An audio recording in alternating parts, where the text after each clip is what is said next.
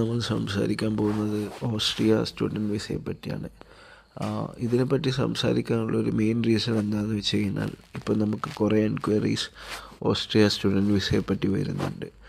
So എന്തുകൊണ്ടാണ് ഈ പെട്ടെന്നൊരു ഓസ്ട്രിയക്ക് ഒരു ഹൈപ്പ് കിട്ടിയതും, പിന്നെ കുറേ സ്റ്റുഡൻസ് എന്തുകൊണ്ട് ഓസ്ട്രിയ പറ്റി അറിയുന്നു, അവിടെ പഠിക്കണമെന്നൊക്കെ ആഗ്രഹിക്കുന്നു.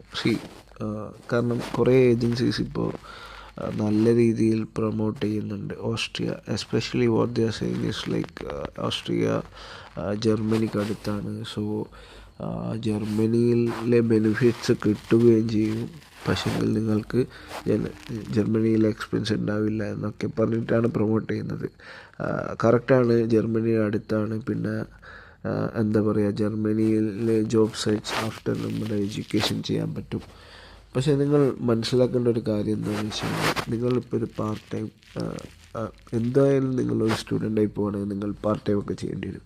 സോ ഈ ഡെവലപ്ഡ് ആയിട്ടുള്ള countries like UK, New Zealand, Australia, പിന്നെ ജർമ്മനി, അങ്ങനെയൊക്കെയുള്ള കൺട്രീസിൻ്റെ അത്രയും പാർട്ട് ടൈം എന്തായാലും ഓസ്ട്രിയയിൽ അവൈലബിൾ ആയിരിക്കില്ല.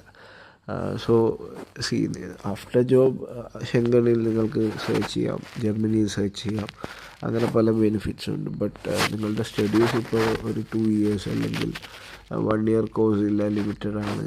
അപ്പോൾ അങ്ങനെ അവിടെ നിങ്ങൾക്ക് സർവൈവ് ചെയ്യാൻ എന്തായാലും ഒരു പാർട്ട് ടൈം ജോബ് വേണം. സോ ഇത് ഒരു ചാലഞ്ച് തന്നെയായിരിക്കും. സോ ബാക്കി പറഞ്ഞ കാര്യങ്ങളൊക്കെ സത്യമാണ്. സോ പാർട്ട് ടൈമാണ് എസ്പെഷ്യലി എ പ്രോബ്ലം.